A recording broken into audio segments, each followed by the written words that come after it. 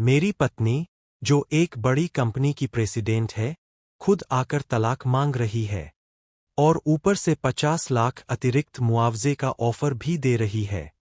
बाहर से मैंने ऐसा चेहरा बनाया जैसे दुनिया लुट गई हो, लेकिन अंदर से हंसी के मारे पागल हो रहा था। मेरे मन में आया, बस यही सुनना था। कब से इस बेशर्म से पीछा छुड़ाने की तरकीब ढूंढ रहा था। तलाक का पैसा मिलते ही किसी अच्छे क्लब में रहूंगा, कुछ मॉडल दोस्त बनाऊंगा और मजे से बैठकर देखूंगा कि यह सब एक दूसरे को कैसे तबाह करते हैं। जिन्यू थोड़ा चौंकी। उसे लगा जैसे कहीं खुशी का जश्न सुनाई दिया, लेकिन मेरा चेहरा एकदम शांत था, इसलिए उसने सोचा कि शायद उसका वहम था। हमारी शादी को 2.5 साल हो चुके हैं। मैंने अपने पुराने कॉन्टैक्ट्स से एक छोटी फैक्ट्री खड़ी की और बस उसी में लगा रहा। जिन्यू को लगता था कि मुझमें कोई महत्वाकांक्षा ही नहीं है। दूसरी तरफ उसका पुराना प्यार लिंगी विदेश से लौटा, कंपनी संभाली और तुरंत 4-5 सरकारी प्रोजेक्ट पकड़ लिए। यह सब सोचते सोचते जिन्यू का चेहरा ठंडा पड़ गया। उसने कहा, लिंगी वापस आ गया है। दोनों परिवार चाहते हैं कि हम फिर से साथ आए, इसलिए अच्छे से अलग हो जाते हैं। मैंने एक नकली आह भरी। जैसा आप चाहें, मैडम प्रेसिडेंट। अपना ख्याल रखना। लेकिन भीतर एक ही बात थी, जिन्यू, सच में तू बहुत एहसान फरामोश है। जब ग्रुप वाई डूबने वाला था, तब किसने अपना सब कुछ दांव पर लगाया था, वह भूल गई। इस बार जिन्यू को लगा कि उसने मेरे विचार सच में सुन लिए। उसने मुझे उलझी हुई नजरों से देखा। मैंने बस कहा, आपके भविष्य के लिए ढेर सारी खुशियां। मन में था, लिंगी तुझसे प्यार नहीं करता, वह जेन्यू को पसंद करता है। और यह इस शरीर के असली मालिक के साथ कितनी बड़ी बेइंसाफी हुई। यूनिवर्सिटी में उसने एक डेटिंग ऐप में पैसे लगाए थे जिससे करोड़ों की कमाई हुई। फिर शादी के बाद जिन्यू की मदद करने के लिए सब शेयर बाजार में झोंक दिया। और इसका नतीजा यह निकला। अगर कल तलाक का मामला सुलझाना न होता, तो मैं अभी ही यहां से निकल लेता। जिन्यू मेरी पीठ घूरती रही। उसे लग रहा था कि उसने कुछ सुना, लेकिन समझ नहीं पा रही थी कि क्या। उसने मन में सोचा, सोन यांग मुझसे इतना प्यार करता है, इसीलिए मुझे खुश देखना उससे बर्दाश्त नहीं होता। मैं बाद में वकील से कहकर उसे थोड़ा और पैसा दिलवा दूंगी। उस रात मैं बिस्तर पर लेटा तलाक के बाद की जिंदगी के सपने देखता रहा। जिन्यू करवटें बदलती रही। उसके दिमाग में बार बार मेरी वही बातें घूम रही थीं जो उसने सुनी थीं। जितना सोचती, उतना ही उलझन बढ़ती। सोन यांग को तो उससे दीवाना होना चाहिए था। फिर ऐसी अजीब बातें क्यों? अचानक उसे एक ख्याल आया। शायद कोई उसके पति को बहकाने की कोशिश कर रहा है। उसने अपनी सबसे पक्की सहेली लुलू को फोन लगाया। लुलू, मुझे शक है कि सोन यांग मुझे धोखा दे रहा है। उधर लुलू हड़बड़ाकर उठी। उसने तकिए के नीचे से दूसरा फोन निकाला और अपना सीक्रेट अकाउंट खोला। स्क्रीन पर काली स्टॉकिंग्स और भड़कीली तस्वीरों की भरमार थी। वह खुद ही वह इंसान थी जो जिन्यू के पति के पीछे थी। क्या ऐसा हो सकता है कि जानेऊ, तुम जानती हो, मैं उसके हस्बैंड को छीनने की कोशिश कर रही हूं। पैनिक को दबाते हुए सेन ने अनिश्चित स्वर में फुसफुसाकर कहा, इंजू, तुम्हें क्या लगता है, सोनयांग कैसे चीट करेगा? अगर इस दुनिया में कोई एक इंसान है जो चीट नहीं कर सकता, तो वह यांगंग है। जनेजू वायु ने आह भरी। सच कहूं तो मुझे नहीं पता कि वह मुझे धोखा दे रहा है या नहीं। मेरी मदद करो, इसे एनालाइज करो। लिन फैमिली ने कहा है कि जो पहले था, उसे फिर से शुरू करें। क्या तुम चाहती हो कि मैं लाइनी से शादी करने के लिए डिवोर्स ले लूं? आज मैंने सोन्यांग से इसका जिक्र किया और उसने कहा कि वह तो बस इसी बात का इंतजार कर रहा था कि मैं यह कहूं। बताओ, क्या तुम्हें लगता है कि कोई कभी मुझ पर लाइन मारेगा? क्या वह मुझे नीचा दिखाने की कोशिश कर रहा है? सोन्यांग के नीचे से जमीन तो पहले ही खिसक चुकी है, लेकिन मुझे नहीं पता। वह खुद डिवोर्स मांगने की हिम्मत नहीं कर रहा ताकि उसकी गुड बॉय इमेज खराब न हो, और इसलिए उसने मेरा इंतजार किया कि मैं पहले कहूं। यह सब कहने के बाद जिनू को महसूस हुआ कि दूसरी तरफ से कोई जवाब नहीं आ रहा। उसने जल्दी से कहा, हेलो लोलू, तुम कुछ बोल क्यों नहीं रही हो? क्या हुआ? सेनोलो की आंखों में खुशी की एक चमक कौंध गई। मेरी सबसे प्यारी बेस्ट फ्रेंड, क्या तुम आखिरकार उसे छोड़ने जा रही हो? सन्यांग। सेनोलो ने मन ही मन जिंजू की बात पूरी की, क्योंकि वह औरत जो हस्बैंड को छीन रही थी, वह खुद वही थी। वही बेशर्मी से उसे छीनने की कोशिश कर रही थी। इसलिए सेनोलो को लगा कि उसकी इतनी हिम्मत देखकर शायद वह पहले ही फिसल चुका है। उसने सावधानी से पूछा, इंजू, तुम लोग डिवोर्स कब लेने का सोच रहे हो? इनिंजू ने आह भरी। पहले यह बताओ, तुम्हें क्या लगता है, कोई उसे मुझसे छीनने की कोशिश कर रहा है? प्यार और दोस्ती के बीच एक पल हिचकने के बाद जेनोलू ने ठोस स्वर में कहा, इंजो, सोनी जैसा आदमी जो 2.5 साल से ग्रुप वाई के सहारे पल रहा है और मुश्किल से एक चिप फैक्ट्री चला पाया है, वह बिना एम्बिशन का नाकाम आदमी है, जिसे सिर्फ घर की छोटी छोटी बातों की पड़ी रहती है। ऐसे बेवफा आदमी से निपटना है तो जड़ से काटो। मुझे बताओ, तुम किस दिन डिवोर्स ले रही हो? मैं आकर तुम्हारे साथ सेलिब्रेट करूंगी। जिंजू वायु उसकी इस अचानक उत्सुकता से चौंक गई। उसने संभलकर कहा, तुम्हें तो यह कहना चाहिए था कि हम सुलह कर लें, न कि अलग हो जाए। सेनोलियो की आवाज, जिसमें नकली दर्द भरा था, तुरंत फोन पर सुनाई दी। गर्ल, होश में आओ। तुम ऐसे आदमी के साथ नहीं रह सकती जो डिसीव करे। इतना क्या सोच रही हो? मैं बस यह छोड़ नहीं पा रही। उसने मेरी हिम्मत कैसे की मुझे धोखा देने की? सेनोलू ने मन ही मन उसका मजाक उड़ाया। और मैं क्यों नहीं धोखा दे सकती? 2.5 साल में अगर उसने मुझे खुश तक नहीं किया, तो शर्म उसे आनी चाहिए। तुम्हारे दिल में तो अब भी तुम्हारा वह भुलाया न गया प्यार बसा है। फ्रेंड, मेरी बात सुनो। अब इसे इतना घुमाना बंद करो। बस बताओ, तुम किस दिन डिवोर्स ले रही हो? मैं आकर तुम्हारे साथ इसे सेलिब्रेट करूंगी। जनेजू ने धीमी आवाज में कहा, कल। लेकिन शायद तुम आ नहीं पाओगी। सेनोलू की आंखें फैल गईं। फ्रेंड, चिंता मत करो। मैं अभी आती हूं। अभी प्लेन टिकट खरीदती हूं। उसने फोन काटा और अपनी मां को मैसेज भेजा। बॉस, आपकी लगातार कोशिशों की वजह से आपकी बेटी जिनू आखिरकार सन यांग से डिवोर्स लेने जा रही है। मेरे पेपर्स तैयार रखो। मैं अभी वहीं आ रही हूं। कोशिश करूंगी कि कल सुबह जिंजू डिवोर्स ले ले और दोपहर में मैं सन यांगंग से शादी कर लूं। सेन की मां ने जवाब दिया, गुड, गुड, गुड। यही हुई मेरी बेटी। सन यानगंग से शादी करो और उसे एक बार में घर ले आओ। दूसरी तरफ, कहीं और, जनेजू वायु का सेक्रेटरी डिवोर्स अग्रीमेंट को खुशी से देख रहा था। बहुत बढ़िया। मेरी 2 साल की घुसपैठ बेकार नहीं गई। मैं लगातार जिन वायु से कहता रहा कि सन यांग किसी काम का नहीं है। उसने तय किया कि वह उसी रात घर जाकर अपना बर्थ सर्टिफिकेट ले आएगा। कल मैं जिंजू के साथ सिविल रजिस्ट्री जाऊंगा, डिवोर्स पूरा करवाऊंगा और फिर उसे मुझसे शादी करवाऊंगा। जिंजू को मुझसे जो प्यार है, उस हालत में वह जरूर शौक में होगी। मैं उसकी कमजोरी का फायदा उठाकर उसे अपनी बाहों में ले लूंगा। जिन वायु बिस्तर पर लेटी थी, जैसे ही उसे नींद आने वाली थी, वह एक बर्फीली हवा के झोंके से चौंककर जाग गई, जैसे कोई जहरीला सांप छिपा बैठा हो। सपने में उसने देखा कि डिवोर्स के बाद मैं सबसे ज्यादा चर्चित आदमी बन गया हूं। सबसे पहले, मेरी चिप फैक्ट्री की टेक्नोलॉजी ने जबरदस्त छलांग लगाई। उस दौर में, जब चिप टेक्नोलॉजी विदेशियों ने रोक रखी थी, मैं 3 नैनोमीटर चिप्स मास प्रोड्यूस करने लगा। एक ही झटके में मैंने पूरे नेशनल चिप इंडस्ट्री मार्केट पर कब्जा कर लिया।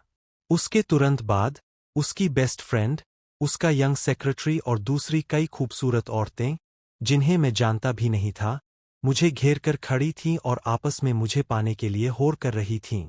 जनेजू अचानक उठकर बैठ गई और अपने माथे का पसीना पोंछने लगी। शुक्र है, वह बस एक सपना था, सच नहीं। लेकिन जिंजू वायु के दिमाग में सेनोल्वो की आवाज गूंजती रही, जो उसे बार बार अलग होने की सलाह दे रही थी।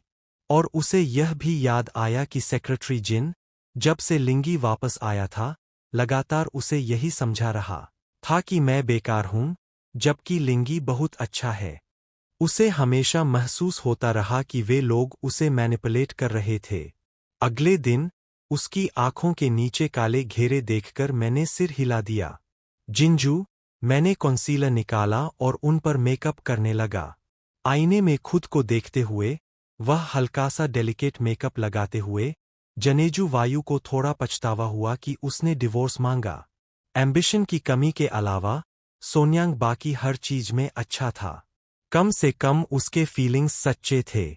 सोनी, अगर तुम मुझसे वादा करो कि अब से काम पर ध्यान दोगे, तो मैं डिवोर्स न लेने का फैसला कर सकती हूं। वैसे सच कहूं तो मुझे बगल वाले फैमिली के मैट्रिमोनियल कमिटमेंट की परवाह नहीं है। मेरी हरकतें एकदम रुक गईं। अंदर मैं चीख रहा था, नहीं, नहीं, नहीं। अगर तुमने डिवोर्स नहीं दिया, तो मैं अपनी बाकी जिंदगी यंग और ब्यूटीफुल लड़कियों के साथ कैसे बिताऊंगा? इंजू, मैं कोई बहुत टैलेंटेड इंसान नहीं हूं। मुझे अफसोस है कि मैंने तुम्हें निराश किया। यह सुनते ही जेन वायु की आंखों में भयंकर गुस्सा भर गया। तो तुम सच में मुझे धोखा दे रहे हो, कमीने? तुम्हारे थॉट्स ने तुम्हें पकड़वा दिया। मुझ पर मेकअप मत करो अब। हम अभी निकल रहे हैं। नीचे सेक्रेटरी जिन पहले से जिंजू का इंतजार कर रहा था।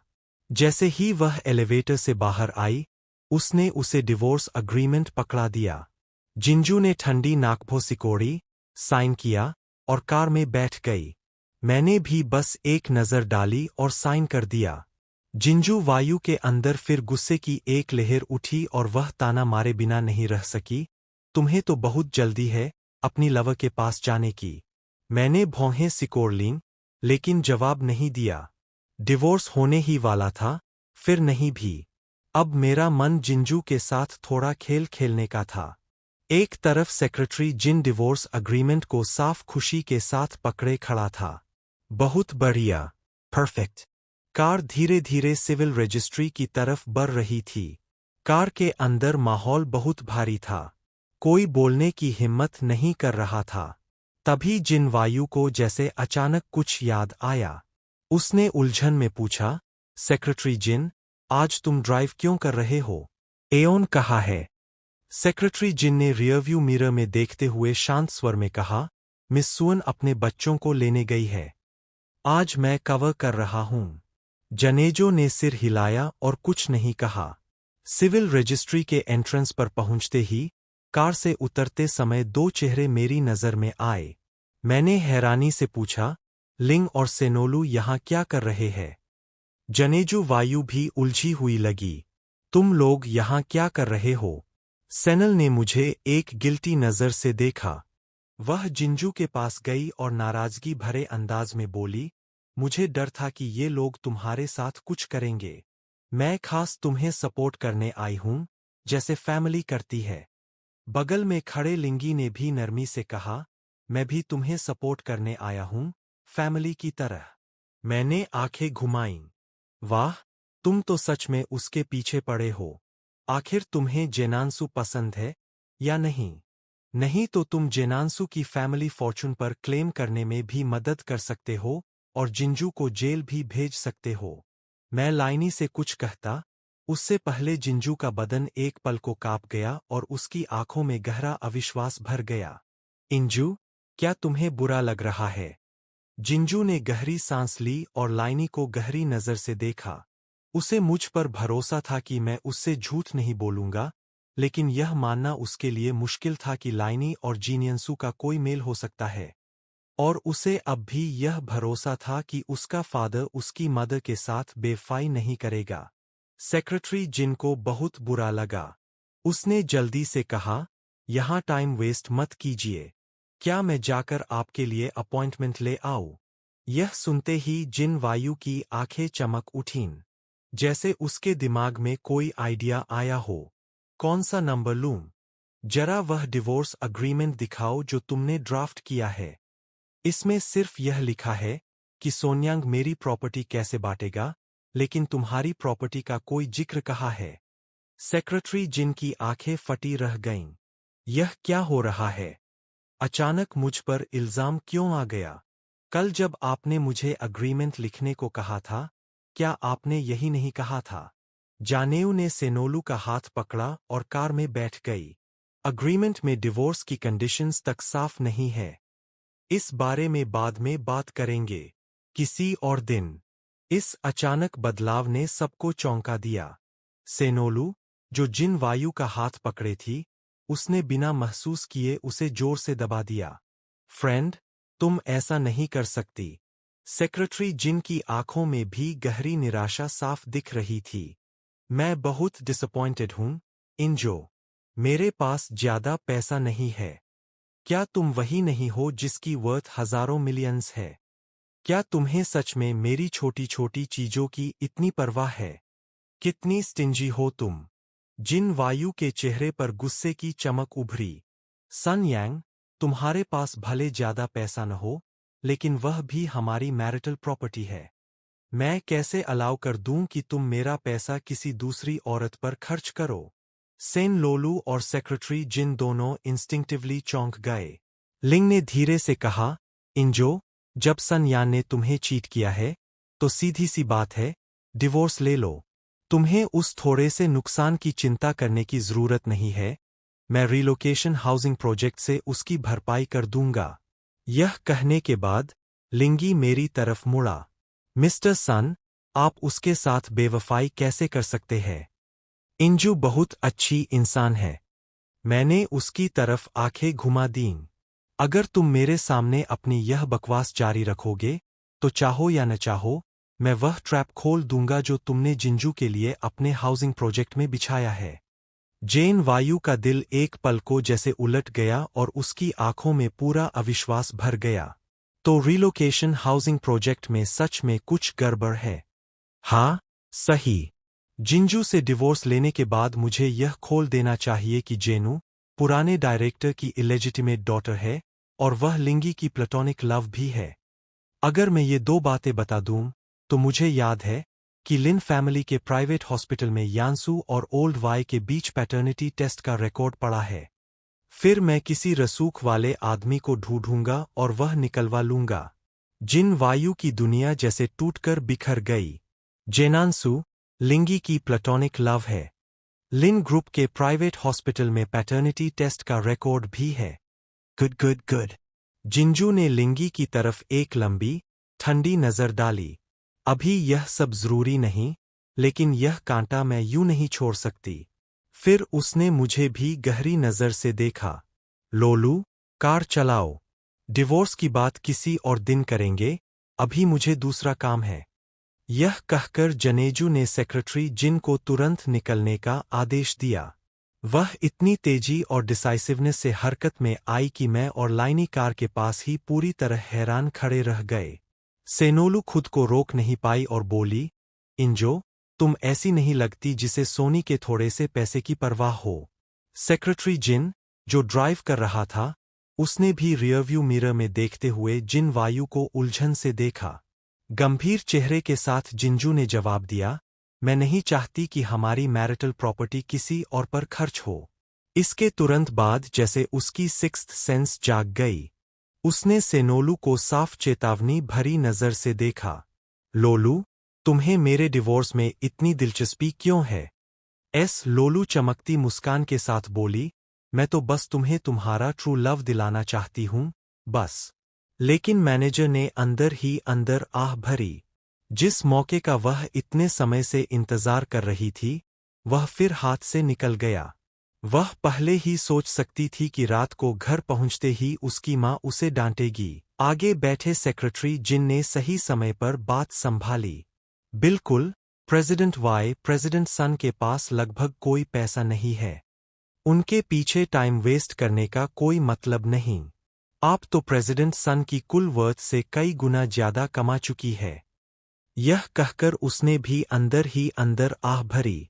बैग में जो फैमिली रिकॉर्ड वह लाया था, वह अब बेकार साबित हो चुका था। माहौल धीरे धीरे शांत हुआ। जिंजू वायु ने सेनोलू की तरफ देखा। लोलो, मुझे याद है तुम्हारे पास उस प्राइवेट हॉस्पिटल के शेयर्स भी है, ए ना? सेक्रेटरी जिन, हम अभी लिन प्राइवेट हॉस्पिटल जा रहे हैं।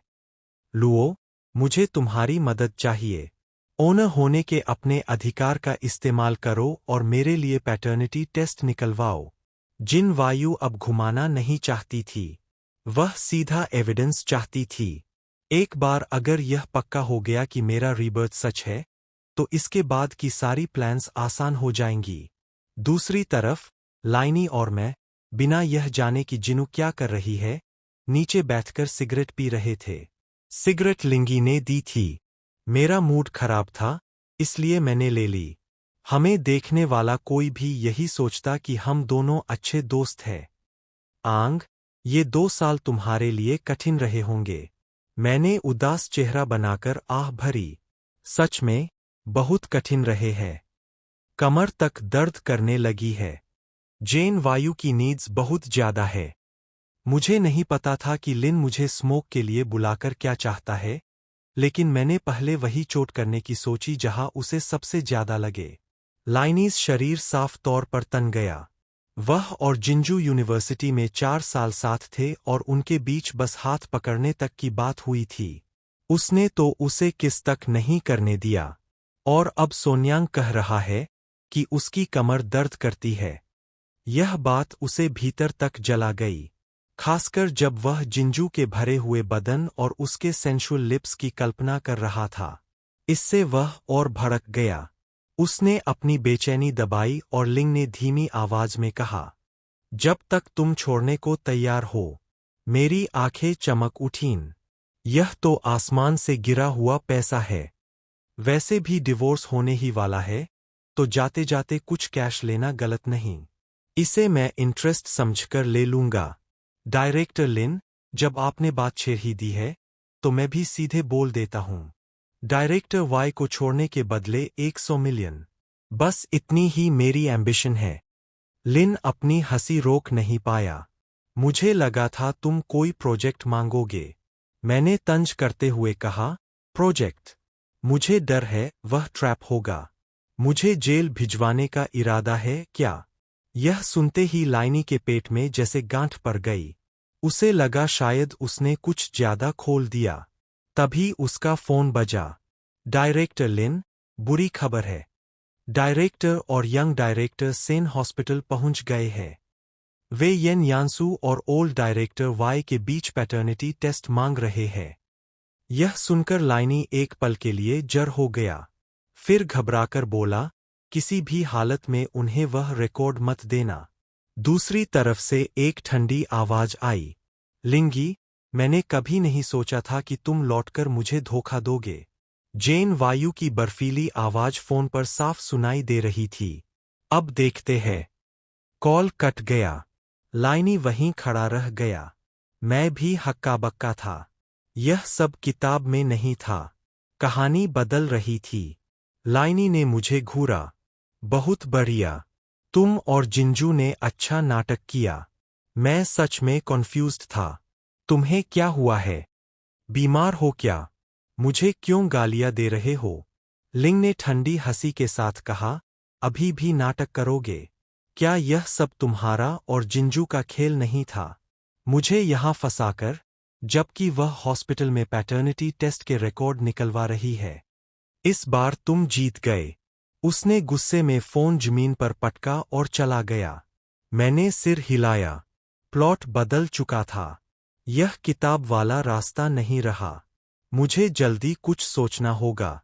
Lin Family Private Hospital Paternity Testing Center. उधर जानेऊ गंभीर चेहरे से अभी-अभी छपी रिपोर्ट देख रही थी। मैनेजर और बाकी लोग एक तरफ डर के मारे कांप रहे थे। सेनोलू की आंखों में पैनिक था। जो आदमी दुनिया के सामने अपनी पत्नी से बेहद प्यार करने वाला दिखता था, वही असल में बेवफा निकला।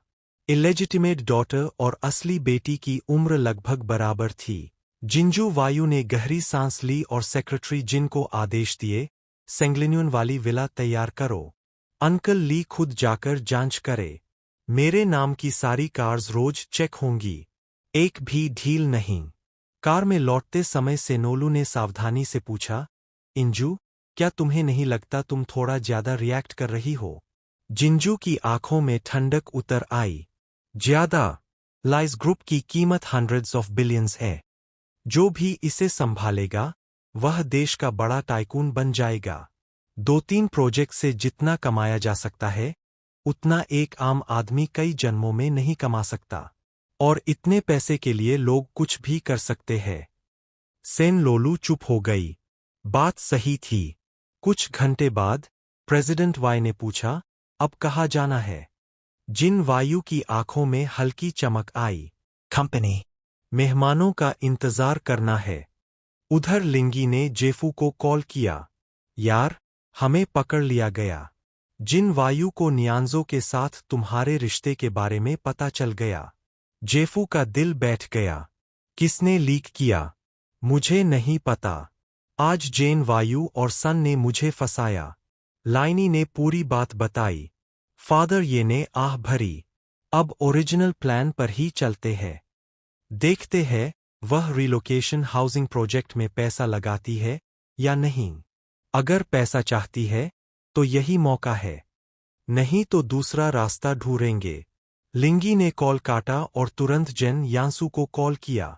उसे बताया कि जिन वायु को सब पता चल गया है। जेन यांसू ने मीठी आवाज में कहा, तो क्या हुआ अगर उसे पता चल गया? ज्यादा से ज्यादा लोग मुझे बैड लक कहेंगे। फैमिली तो पहले से रियल एस्टेट में है, मैं ब्यूटी इंडस्ट्री में हूं। दोनों का कोई लेना देना नहीं। वह मेरा कुछ नहीं बिगाड़ सकती। लिंगी ने सिर हिलाया। सही है। बस अब फैमिली फॉर्चून इनहेरिट करने का रास्ता थोड़ा मुश्किल हो गया है। यानरियो ने शरारती अंदाज में मुस्कुराया।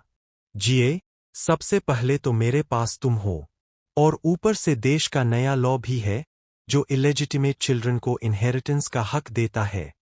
भविष्य में चाहे जो हो, मैं वाई की आधी फॉर्चून तो ले ही सकती हूं। जिन वायु मेरे लिए कोई बड़ी रुकावट नहीं है, वह बस एक एम्प्लॉई है। यह सुनकर लिंगी का मूड काफी बेहतर हो गया। उसने फोन रखा और ग्रुप वाई के हेडक्वार्टर्स की तरफ गाड़ी मोड़ दी। उधर वाई फैमिली की पुरानी मैंशन में फादर वाई ने फोन रखा। चेहरा उदास था। इंजू, तुमने मुझे मजबूर कर दिया। मैं सेनोलू की कार में बैठा और पैसेंजर सीट पर रखे डॉक्यूमेंट्स देखे। लड़की जल्दी शादी करने वाली थी। मेरे मुंह से हंसी निकल गई। क्या विडंबना है। जिन वायु का पाप इतना बड़ा कि बेचारी की अच्छी शादी भी हाथ से निकल जाए। अचानक इस बॉडी के ओरिजिनल ओनर की एक मेमोरी दिमाग में कौन थी? 1.5 साल पहले सेनेनोलो ने उसे सेड्यूस करने की कोशिश की थी। आखिर में उसने उसे वीचैट पर ऐड कर लिया था। मुझे घिनसी महसूस हुई। यह सीन किताब में नहीं था। मैंने जल्दी से अपने पुराने सेकेंडरी अकाउंट में लॉगिन किया। अनरेड मैसेजेस देखकर दंग रह गया। सबसे ऊपर सेनोलो का मैसेज था। खोला तो ब्लैक स्टॉकिंग्स में उसकी बेहद प्रोवोकेटिव फोटोज भरी पड़ी थीं। एक पल झिझका, फिर बस रीड रिसीप्ट भेज दिया। नीचे स्क्रॉल किया तो सेक्रेटरी जिन की चैट दिखी। उसने वैसी फोटोज नहीं भेजीं, लेकिन उसके सोशल मीडिया पोस्ट्स काफी स्ट्राइकिंग थे। थोड़ा और देखा तो पता चला कि उसके दर्जनों कॉन्टैक्ट्स थे। लगभग सभी ओरिजिनल ओनर को समय समय पर मैसेज भेजते रहते थे। मैंने मन ही मन सोचा, सच में, मैंने एक बड़ा फॉर्चून इनहेरिट किया है। सब एक एक करके देखा। फिर ओरिजिनल ओनर के प्रोफाइल पर एक सेल्फी पोस्ट की। तुम जिंजू के लिए प्योर रहना चाहते थे, लेकिन मैं नहीं। डिवोर्स के बाद मैं खुलकर जीने वाला हूं। सबसे पहले एक सेल फोन स्टोर गया। नया नंबर लिया, सिम कार्ड और छठा अकाउंट नए फोन में ट्रांसफर किया। फिर ओरिजिनल ओनर की फैक्ट्री की तरफ निकल पड़ा। फैक्ट्री विशाल थी। कीमत 1 मिलियन से भी ज्यादा। मुख्य काम चिप प्रोसेसिंग और टेक्नोलॉजी रिसर्च था। बस छोटे ऑर्डर्स लेती थी। इतनी बड़ी फैक्ट्री देखकर मेरे मन में अजीब सवाल उठा। जनेजू हमेशा कहती थी कि ओरिजिनल ओनर में एम्बिशन नहीं था। क्या उसे यह फैक्ट्री दिखती नहीं थी? मैंने सिर हिलाया और उस विचार को किनारे किया। अब फैक्ट्री के फ्यूचर पर ध्यान देना था। इस दुनिया की टेक्नोलॉजी मेरे पिछले वर्ल्ड जैसी ही थी। चिप डेवलपमेंट यहाँ काफी पीछे था। अफसोस, पिछले जन्म में चिप्स मेरी स्पेशलिटी नहीं थे। तभी मुझे ओरिजिनल प्लॉट याद आया। ड्रैगन किंग लोनन ने कभी ओरिजिनल ओनर की चिप कंपनी को एक्वायर करने की कोशिश की थी। उसने एक एक्सपर्ट को भारी रकम देकर हायर करना चाहा, लेकिन एक्सपर्ट मान नहीं गया। उसे लॉन्ग अरियन का स्टाइल पसंद नहीं था।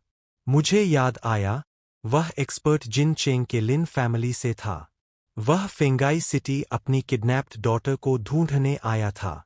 अगर मैं उसकी डॉटर को उससे पहले ढूंढ लूं, तो उसका फेवर मिल सकता है।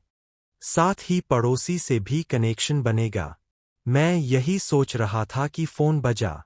यह ओल्ड वाई का कॉल था, जिन वायु का ग्रैंडफादर। वह ओरिजिनल ओनर से नफरत करता था, और वह पुराना सेक्सिस्ट आदमी था, जिसे लड़कियों से ज्यादा बेटों की परवाह थी। जिंजू को भी वह कमतर समझता था। फिर भी मैंने कॉल उठाया। उसने कहा, उस लड़की जिन वायु से कहो कि आज रात पुरानी मैंशन में डिनर पर आए। मुझे कुछ इम्पोर्टेंट अनाउंस करना है। मैंने पूछा, बात क्या है? किताब की मेमोरीज खंगालीं, लेकिन ओल्ड मैंशन डिनर का कोई सीन याद नहीं आया। ठीक है, कोई बात नहीं। शायद इस डिनर का इस्तेमाल मैं जिन वायु से हमेशा के लिए अलग होने के लिए कर सकूं। मैं ग्रुप वाई पहुंचा। यह 100 साल पुरानी कॉरपोरेशन है। शुरुआत में यह जिंजू की ग्रैंडमदर के फैमिली की थी, लेकिन ओल्ड ये ने नाम बदल दिया और कंट्रोल ले लिया। कहते हैं, नाम बदलने के बाद से ग्रुप वाई लगातार गिरता गया। जब जेफू ने 20 साल पहले पहली बार कंट्रोल लिया, तब तक ग्रुप वाई लगभग कोलैप्स के कगार पर था। किस्मत से जेफू ने एक अच्छी औरत से शादी की थी, मिसेज येसेन। उसने अपनी बनाई हुई कंपनी के दम पर ग्रुप वाई को बचाया। जिन 20 सालों तक जेफू और येसेन शादीशुदा रहे, दोनों एक दूसरे से बहुत प्यार करते थे। और उन्हीं 20 सालों में, जब येसेन कंट्रोल में थी, ग्रुप अपनी पीक पर पहुंच गया।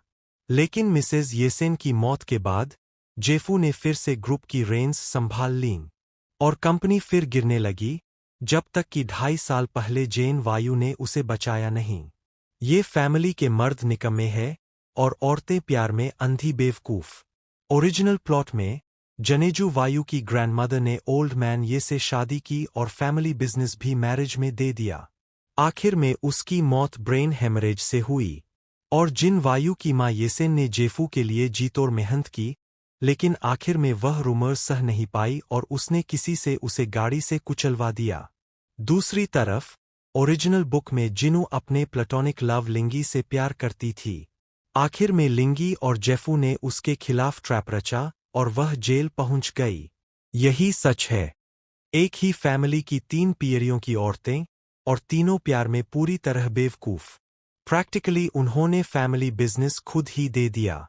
इसी वक्त जनेजू वायु नीचे आई और मेरे मन की शिकायतें सुन लीं। उसका चेहरा तुरंत काला पड़ गया।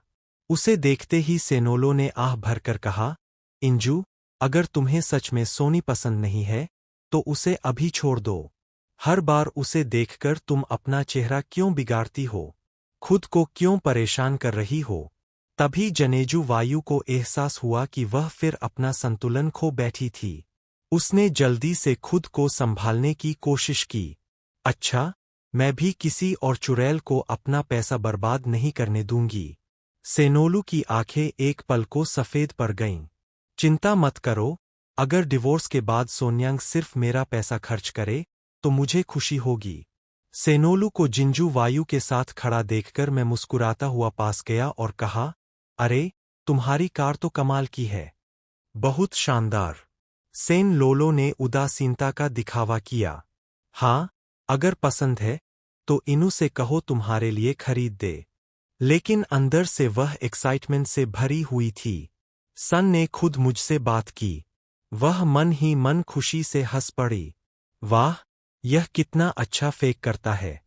रोज ब्लैक स्टॉकिंग्स वाली फोटोज भेजता है, मुझे उकसाने के लिए। यह सोच सुनकर जिंजू की आंखों में हैरानी चमक गई। क्या?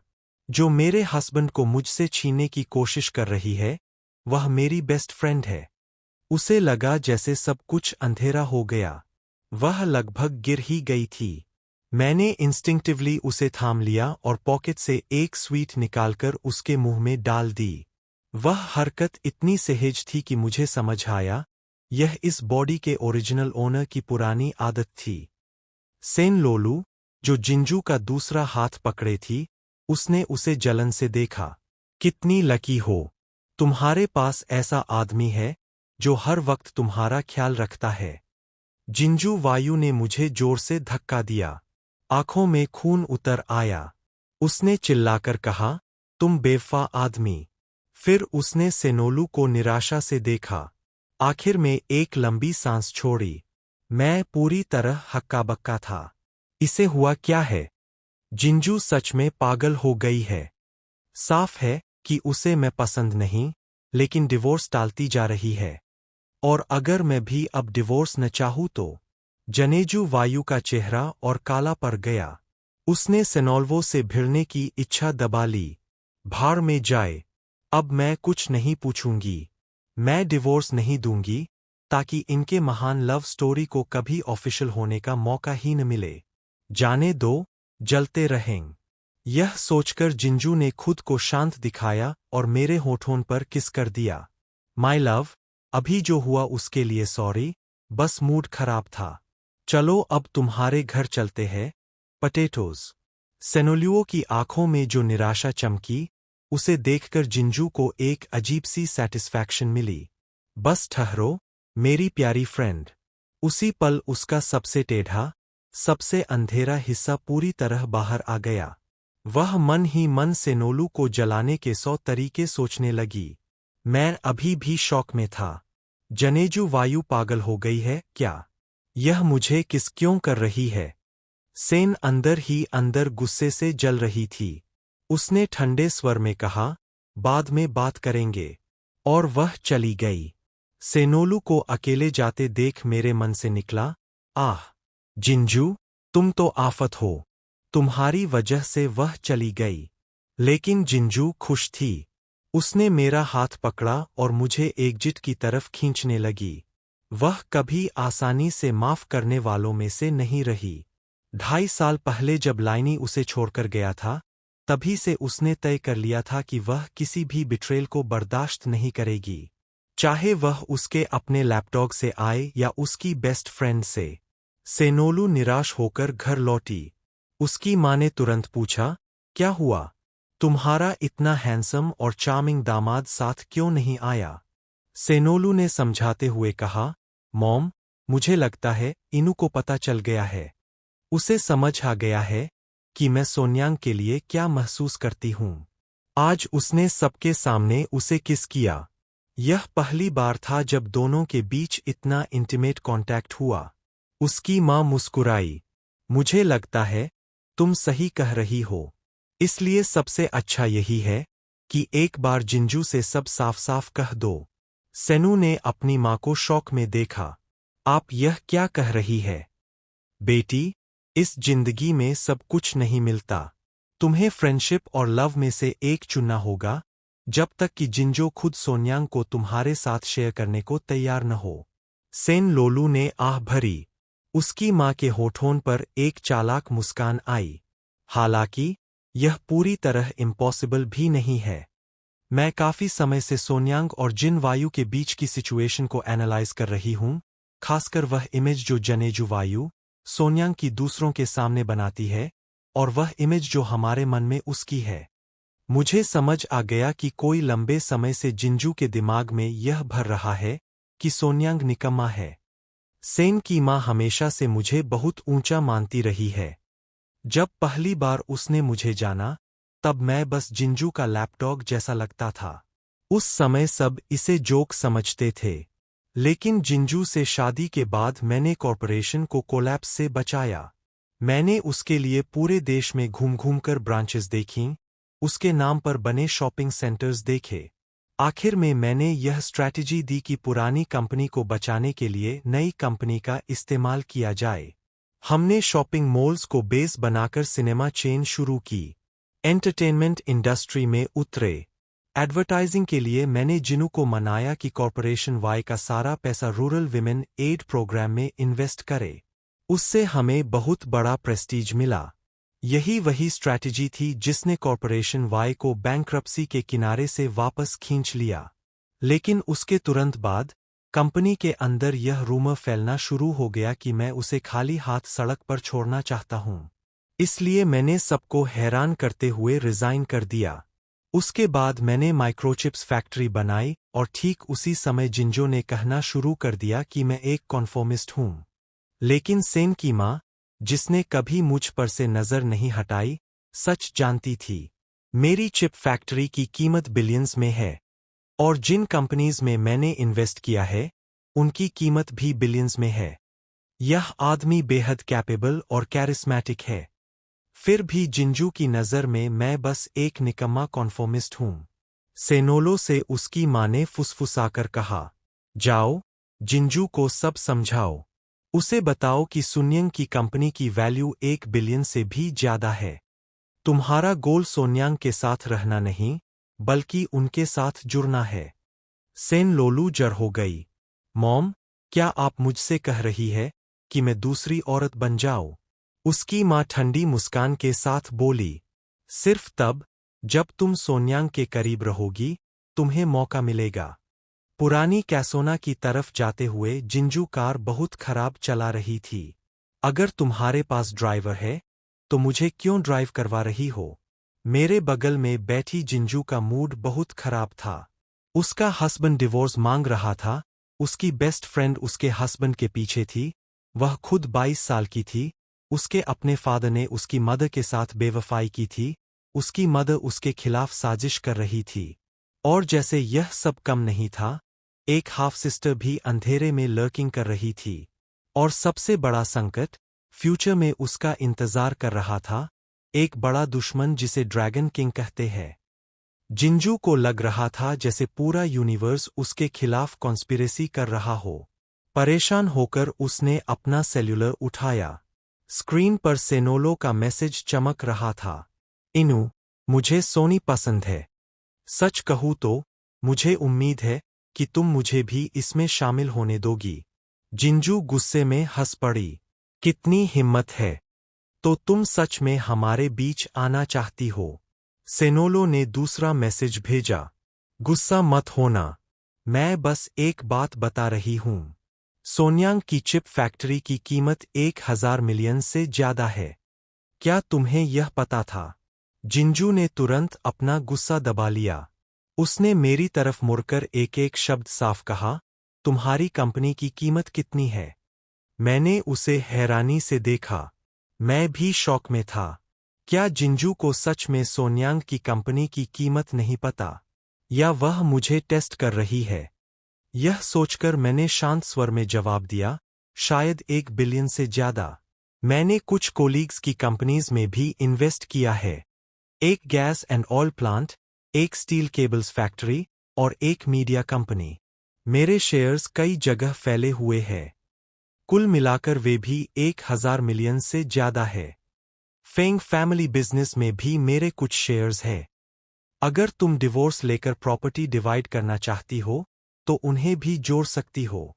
मुझे सिर्फ डिवोर्स चाहिए। जनेजू को लगा जैसे सारा खून सिर पर चढ़ गया हो। उसने फोन निकाला और सेक्रेटरी जिन को एक मैसेज भेजा और दूसरा फेंग यूयू को, जो फेंग फैमिली की यंग प्रेसिडेंट थी।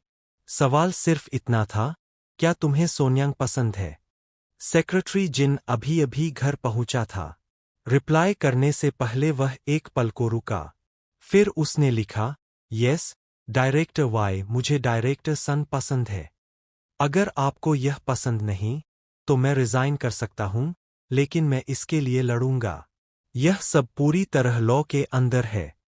डायरेक्टर वाई, उम्मीद है आप हमें अपना ब्लेसिंग देंगी। वैसे भी आपको डायरेक्टर सन पसंद नहीं है। फेंग यूयू ने जवाब दिया, इंजू, यह कैसा जोक है? मुझे सोन्यांग जैसा स्टिंजी आदमी क्यों पसंद होगा? मुझे तो लिंगी जैसे आदमी पसंद है, जो एक इशारे में हंड्रेड्स ऑफ मिलियंस के प्रोजेक्ट्स दे दें। उसने फोन रख दिया, लेकिन फेंग यूयू थोड़ा घबरा भी गई। जिन वायु उस को कहीं कुछ पता तो नहीं चल गया। सन यांग से डिवोर्स लेने के बारे में सोचते हुए जिंजू वायु ठंडी हंसी हंसी। उसका जनरल सेक्रेटरी हमेशा उससे कहता रहा कि सोन्यांग में एम्बिशन नहीं है, कि वह किसी काम का नहीं। और फेंग यूयू उसे बताती रही कि सन यांगंग स्टिंजी और कावर्डली आदमी है। शायद यह सब झूठ था। सब कुछ बस इसलिए कि उसके मन में सोन्यांग की खराब इमेज बन जाए। वाह, तो मैं अपने ही ट्रूमैन शो में जी रही थी। गाड़ी चलाते हुए उसने मुझे गहरी नज़र से देखा। जिन वायु मन ही मन सोचे बिना नहीं रह सकी। इसमें आखिर खास क्या है? बस इसलिए कि इसकी बॉडी अच्छी है, यह हैंडसम है, स्वीट है, खाना बनाना जानता है, अटेंटिव है, रिस्पॉन्सिबल है। आखिर इतने लोग इसे पसंद क्यों करते हैं? उसने आह भरी। फिर फेंग यूयू को रिप्लाई किया, सॉरी, मैं बस मजाक कर रही थी। सेक्रेटरी जिन को जवाब दिया, किसी और दिन तुम्हें खाना खिलाऊंगी। और फिर एक और मैसेज भेजा, इसकी जरूरत नहीं। बस मुझे बीट्रे मत करना, वही काफी है। आखिर में उसने सेनोलू को जवाब भेजा, ठीक है, लेकिन तुम्हें और मुझे बाकी हार्पी से बचने के लिए अलायंस बनानी होगी। सेनोलू ने जवाब दिया, ओके। जिंजू ने फोन रख दिया। उसकी आंखों में सुनहरी सी चमक उभरी। अगर दूसरी तरफ से सोचें, तो अगर वह वाकई इतना एक्सेप्शनल है, तो मैं उसके आसपास की कॉन्फिडेंस को अपने एलाइज बना सकती हूं। इससे मैं और स्ट्रांग हो जाऊंगी। एक बिजनेसवुमैन के तौर पर मुझे यह समझना चाहिए कि मेरे लिए क्या कन्वीनियंट है। यह सोचकर खुद को शांत करने के बाद, जिन वायु ने मेरी तरफ देखा। क्या उसे याद भी है कि मैं अब तक वर्जिन हूं? इतने कॉन्फिडेंस है उसके, तो मुझे उसे टेस्ट करना होगा। जनेजू ने गला साफ किया और पूछा, हमारी शादी को 2.5 साल हो गए, और मैंने कभी तुमसे नहीं पूछा कि तुम्हारे कितने पार्टनर्स रहे हैं। मैंने जिन वायु को शक भरी नजर से देखा। क्या अजीब बात है, तुम मेरी फर्स्ट लव हो। यह जिंजो पागल हो गई है क्या? अचानक यह सब क्यों पूछ रही है? यह सोचकर ही मुझे गुस्सा आता है। इस बॉडी के ओरिजिनल ओनर के पास दर्जनों कॉन्फिडेंस थे। फिर भी इस यिन वायु की वजह से, जिसने उसे छूने तक नहीं दिया, वह वर्जिन बना रहा। क्या पागल आदमी था? मुझे वर्जिनिटी खोने का कोई मौका ढूंढना होगा। नहीं तो इस तरह मरना बेकार जाएगा। यह सुनते ही जिन वायु की आंखें चमक उठीं और उसका मूड तुरंत बेहतर हो गया। जैसा मैंने सोचा था, सोन्यांग अभी भी मुझसे प्यार करता है। गुड। ऐसे में मैं पीछे नहीं हटूंगी। उधर मुझे अचानक एक सिहरन हुई, जैसे किसी शिकारी ने मुझ पर नजर जमा दी हो।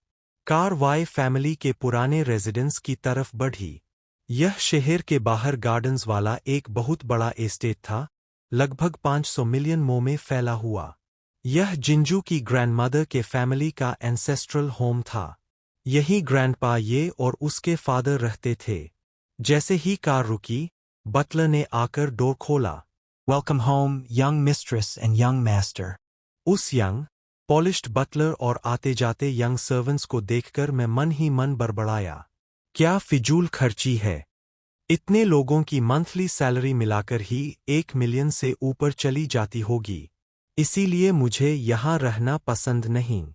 अगर हो सके तो मैं इस जगह को म्यूजियम को डोनेट कर दूं, कम से कम कुछ प्रोजेक्ट्स के लिए फंडिंग तो मिल जाएगी।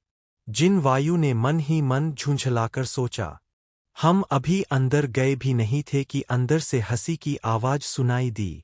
वहां बैठे लोगों को मैं पहचानता था। ग्रैंडपा ये और फादर ये, जो सूट पहनकर खुद को कल्चर दिखाने की कोशिश करता था। वही रिफाइंड अंदाज, जैसे कोई कन्फ्यूशन बिजनेसमैन हो। लिंगी का फैमिली भी वहां था। ग्रैंडपा की सिस्टर इन लॉ और उसका ग्रैंडसन भी। और एक खूबसूरत औरत थी, जिसे मैं नहीं पहचानता था, गोद में बच्चा लिए हुए। अरे, यह तो यूं है, जिन वायु का कजिन। यह आदमी ऊपर से कमजोर लगता है, लेकिन असल में सबसे बेहया, सबसे गिरा हुआ आदमी है। वही जो सबसे पहले झुकता है, सरेंडर करता है, और ड्रैगन किंग के लिए अपनी ही वाइफ तक सैक्रिफाइस कर देता है। और उसके पास जो वह जवान औरत खड़ी थी, क्या वह वही है? बात तो समझ में आती है। आखिर वह लड़की ग्रैंडपा की छोटी वाली लवर ही है। मैं सच में स्तब्ध रह गया। इस परिवार की हालत सच में कितनी गिर चुकी है। और यह इन दिनों क्या हो रहा है? जो लोग पहले दबे हुए, सीधे सादे लगते थे, अब सब अपनी एम्बिशन दिखा रहे हैं। जैसे ही जिन वायु और मैं मेन हॉल में दाखिल हुए, सब लोग जैसे उठने का दिखावा करने लगे। लेकिन ग्रैंडपा ने ठंडी नाक से फुंकार मारी और तिरस्कार से कहा, आ गए और न ठीक से अंदर आते हैं, न बुलाए जाने का इंतजार करते हैं। कोई मैनर्स नहीं। मैंने मन ही मन सोचा, आपकी पर्सनैलिटी सच में आपके कपड़ों से मेल खाती है। एक फ्यूडल रेलिक। किस जमाने में जी रहे हैं आप? अभी भी खुद को महान पेट्रियार्क समझते हैं। जिनू हंस पड़ी। यह तो अच्छा था। ग्रैंडपा तुरंत गुस्से से भर गया। तुम घर की सबसे छोटी और प्रॉमिस्ड वन हो, तुम्हें टी सर्व करके एल्डर्स का सम्मान करना चाहिए। मैं निरुत्तर रह गया। यह बूढ़ा सच में सोचता है कि अभी भी डायनेस्टी चल रही है। घर में सर्वेंट्स कम है क्या? लेकिन फिर मुझे याद आया कि बाद में मुझे इनकी मदद चाहिए होगी ताकि जेन वायु और मेरा डिवोर्स हो सके। इसलिए मुझे अभी साथ निभाना होगा। जनेजू ने मुझे एक घूरती हुई नज़र से देखा, जैसे सोच रही हो कि मैं अंदर से उन्हें कोस कैसे सकता हूं और बाहर से इतना सबमिसिव दिख सकता हूं। उसने ग्रैंडपा को नज़रअंदाज किया, सीधे हॉल में गई और पहली खाली सीट पर बैठ गई। सब लोग स्तब्ध रह गए। फिर उसने शांत स्वर में कहा, सबसे पहले, मेरी शादी को 3 साल हो चुके हैं। किस प्रॉमिस की बात हो रही है? और दूसरे, अगर किसी वुमन को टी सर्व करनी है, तो पहले यह तय हो कि यहां एल्डर्स कौन है। ग्रैंडपा की मूंछें गुस्से से कांपने लगीं। मैंने मन में आह भरी। गया काम। अब ग्रैंडपा से कोई उम्मीद नहीं। लाइनी उठकर नरमी से बोला, इंजू, क्या ग्रैंडपा ये और अंकल वाई तुम्हारे एल्डर्स नहीं है? और क्या मैं तुम्हारा फियांसे नहीं हूं? जिंजो ने ऐसे व्यवहार किया जैसे उसे लिंगी का अस्तित्व ही अभी पता चला हो। उसने आश्चर्य से कहा, तुम मेरे फियांसे हो? वही जो उस समय विदेश भाग गया जब वाई फैमिली क्राइसिस में थी। अब क्यों लौटे हो?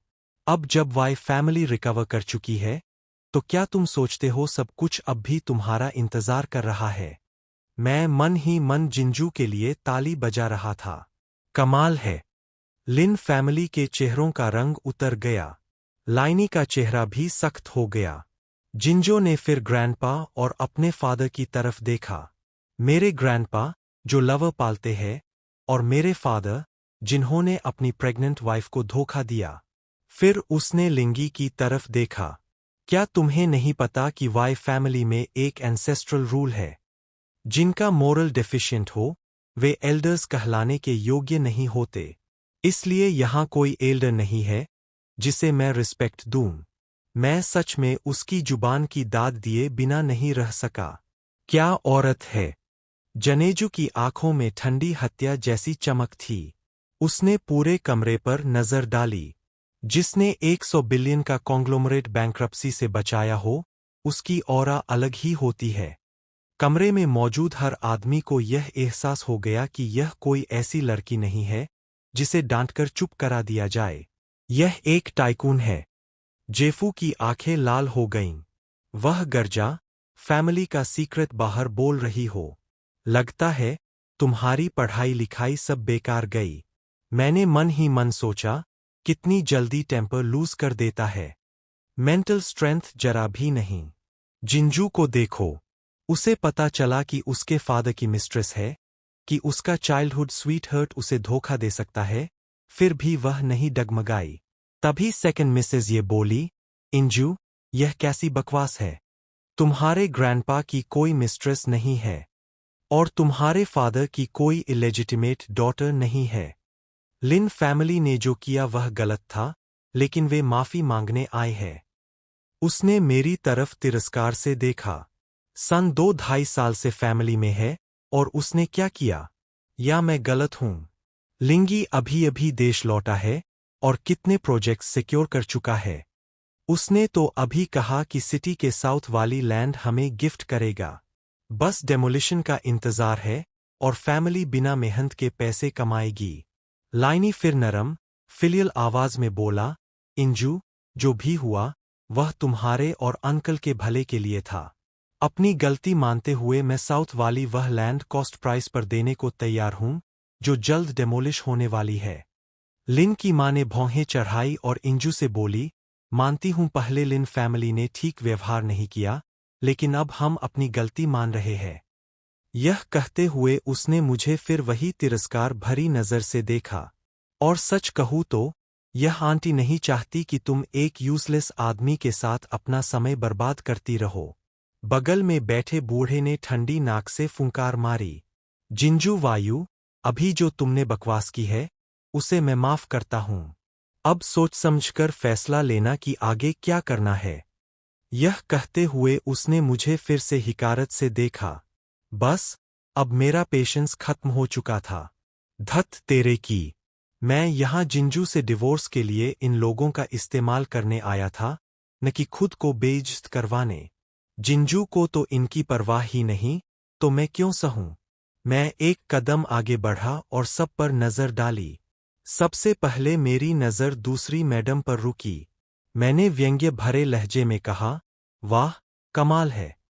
अगर मेरी मेमोरी सही है, तो आपके बेटे येयू का जन्म जुलाई में हुआ था। हाँ, 4 किलोग्राम का मोटा बच्चा। 3 महीने प्रीमैच्योर पैदा हुआ और फिर भी 4 किलोग्राम का। अगर पूरा टर्म होता तो 6 किलोग्राम से ऊपर होता शायद। त्स्क। जिनू हंस पड़ी। तो क्या दूसरी ब्रांच वाले अंकल इलेजिटिमेट सन है? क्या इसी गुस्से में दूसरे ग्रैंडपा की मौत हुई थी? यह कहकर जिंजू ने मुंह ढक लिया, जैसे बड़ी गलती कर दी हो। अरे, शायद यह नहीं कहना चाहिए था। फिर उसने मेरा हाथ पकड़कर धीरे से कहा, हस्बैंड, क्या लगता है ये लोग मुझे मारेंगे तो नहीं? कमाल का एक्टिंग था। प्रोफेशनल एक्ट्रेस को भी मात दे दे। मैंने भी डरने का नाटक किया। वाइफ, मत डरो, तुम्हारा हस्बैंड यहां है। और वैसे भी, ग्रैंडपा दूसरी ब्रांच वाले अंकल का इतना ख्याल रखते हैं, कौन जाने रिश्ता थोड़ा ज्यादा गहरा हो। ओल्ड ये का चेहरा गुस्से से लाल हो गया। वह चिल्लाया, तुम पूरी तरह बकवास कर रहे हो। और मेरी तरफ लपका। मैंने ठंडी मुस्कान दी। ओह, लगता है सही जगह वार किया है। जेन वायु भी ठंडी हंसी हंसी। ये फैमिली कितनी गंदी है। यह इल्जाम इतना भारी था कि बूढ़ा गुस्से से फिर बैठ गया।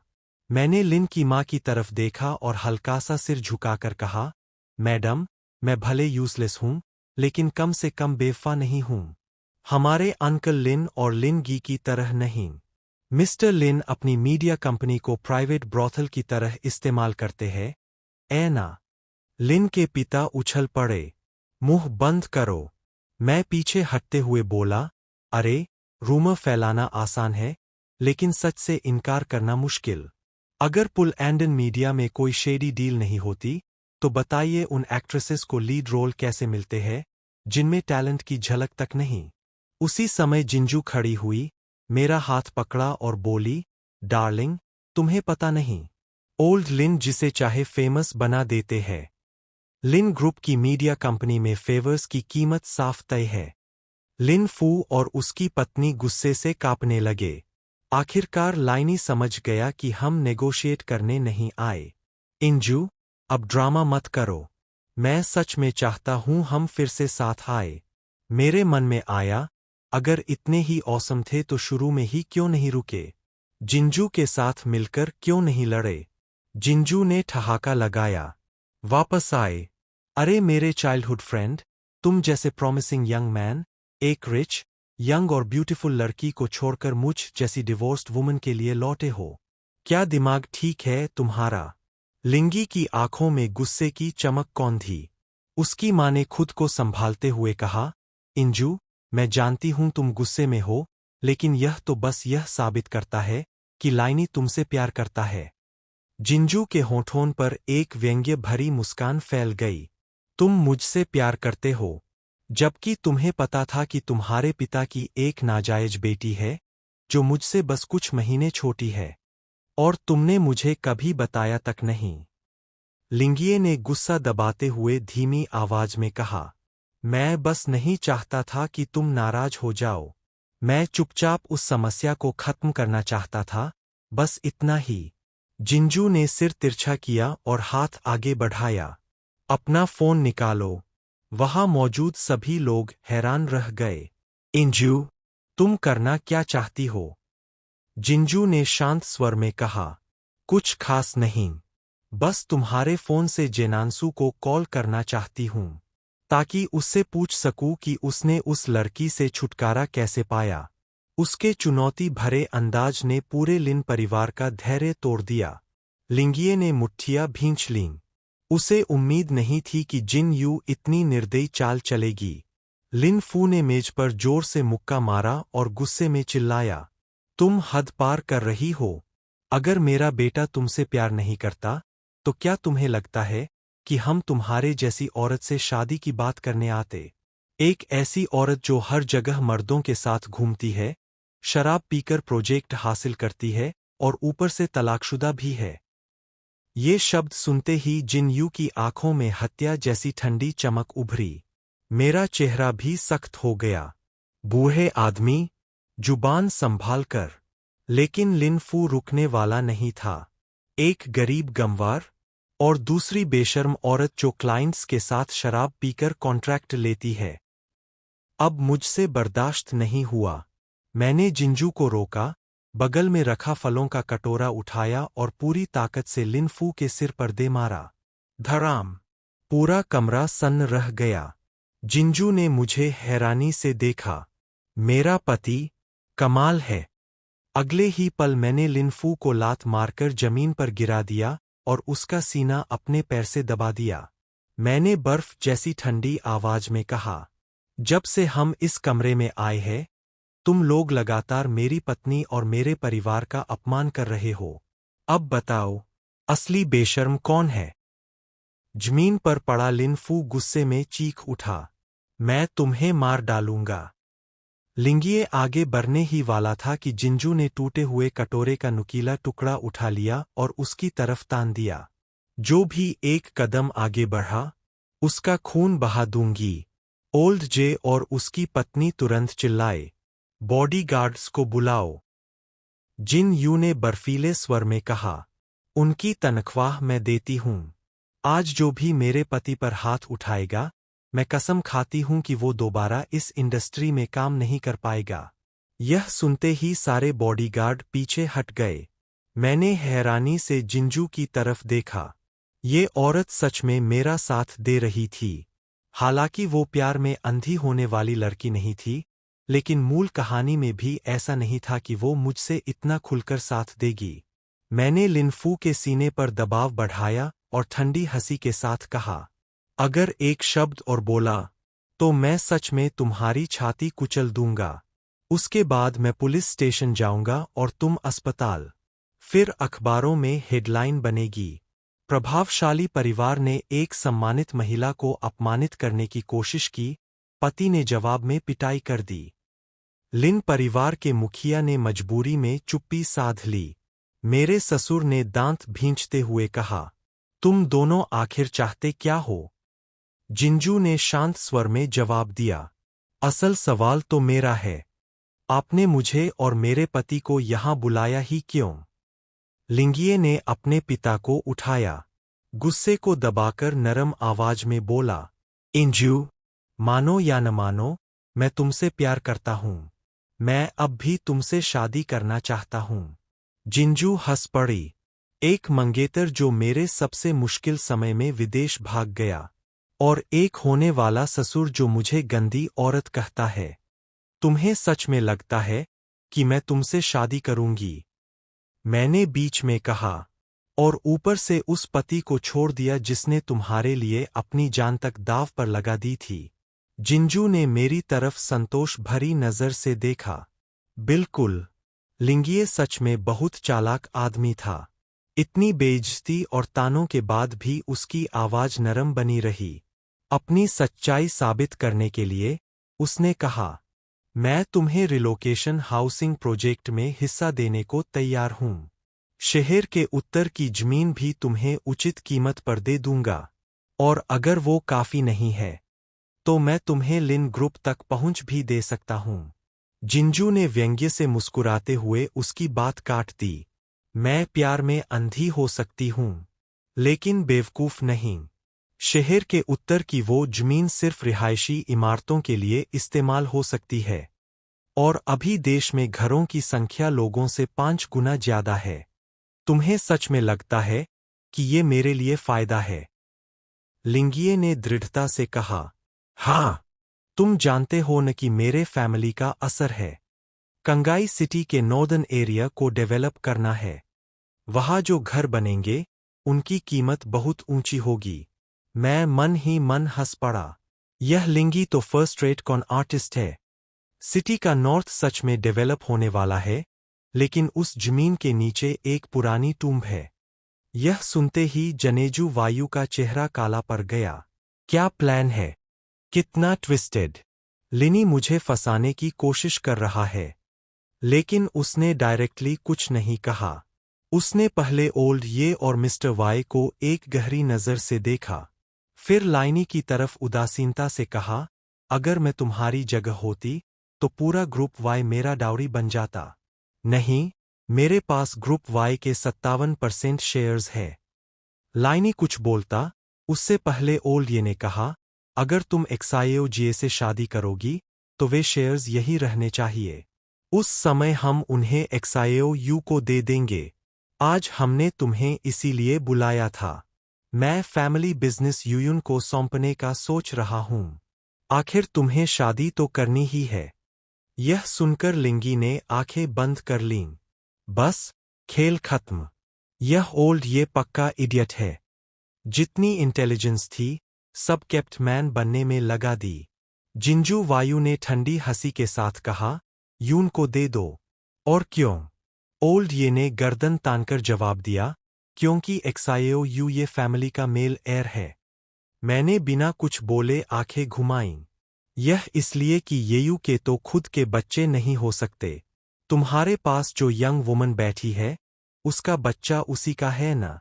जनेजू वायु एक पल को रुकी, फिर ठंडी हंसी के साथ बोली, तो पहले येयू को क्यों नहीं दिया? मुझे पता है तुम क्या सोच रहे हो, चालाक बूढ़े। जब नाइट मार्केट लगभग बैंकरप्ट होने वाला था तब तुमने मुझे सारे शेयर्स दे दिए और खुद वैल्यूएबल फिक्स्ड एसेट्स ले लिए। अकेला डेट मुझ पर छोड़ दिया। और अब जब नाइट मार्केट सक्सेसफुल है तो मुझे बाहर का रास्ता दिखाना चाहते हो। जिंजू की आंखों में एक खतरनाक चमक उभरी। सपने देखते रहो। जब तक मैं, जिंजू, जिंदा हूं, जो कुछ मैंने हासिल किया है वह किसी को नहीं दूंगी। लव, चलते हैं। जनेजू ने मेरा हाथ पकड़ा और हम पलटकर जाने लगे। ओल्ड ये और जेफू की हालत देखकर मेरा मन खुश हो गया। मेरे मन में आया, जिंजू सच में वक्त से पहले करप्ट हो गई। इनका काम तो तय है। मुझे याद था कि ओरिजिनल स्टोरी में जेल से निकलने के बाद जब जिंजू बिगड़ती है ये दोनों वाई फैमिली वाले कार एक्सीडेंट में मरते हैं। जैसे ही हनडो की तरफ बढ़े, जिन वायु ने पलटकर लाइनी को देखा और बिना किसी ग्रैटिट्यूड के कहा, डायरेक्टर लिन, सिटी के नॉर्थ वाली वह लैंड, उसके नीचे एक एंशिएंट टूम्ब है और तुम फिर भी उसे बेचने की हिम्मत कर रहे थे। यह सुनते ही लिंगी की प्यूपिल्स एकदम सिकुड़ गए। बस, हो गया। आज के बाद जिंजू से मेरा ब्रेकअप परमानेंट है। मैं भी हैरान रह गया। जिंजू को यह कैसे पता चला? जिंजू के होठों के कोने पर हल्की सी मुस्कान आई। क्योंकि मेरे पास तुम हो। तुम मेरा सबसे इनफैलिबल ट्रिक हो। जब वे हमें जाते देख रहे थे, मेन हॉल में एक अनकंफर्टेबल सा माहौल पसर गया। लिंगी ने ओल्ड ये की तरफ देखकर कहा, ग्रैंडपा, अब क्या करेंगे? साफ है कि ओरिजिनल प्लान अब काम नहीं करेगा। ओल्ड ये ने नाक से फूंकार मारी। चिंता मत करो। येसेन भी उस वक्त ऐसी ही इम्पोजिंग थी। और आखिरकार उसने शेयर्स वापस किए ना। जेफू ने भी कॉन्फिडेंस से कहा, एक्सायो जिए, घबराओ मत। हमारा कोलैबोरेशन खत्म नहीं होगा। जिंजू कोई रुकावट नहीं बनेगी। उसी वक्त दरवाजे से एक वाइट ड्रेस पहने हुई औरत अंदर आई। येनियांसु को देखते ही लिन जिए की आंखें चमक उठीं। ओल्ड ये और जेफू के चेहरे भी बेहतर हो गए। उस पल ऐसा लगा जैसे जेन यांसु ही ये फैमिली की असली रत्न हो। जेन यांसु ने सबको पोलाइटली ग्रीट किया। जो हुआ था वह सुनकर वह ओल्ड ये के पास बैठ गई और नरम आवाज में बोली, ग्रैंडपा, मेरी सिस्टर ने भी कॉर्पोरेशन के लिए बहुत कुछ किया है। उसने बहुत सैक्रिफाइस किया है, इसीलिए वह रिजाइन नहीं करना चाहती। हमें उसे समझना चाहिए।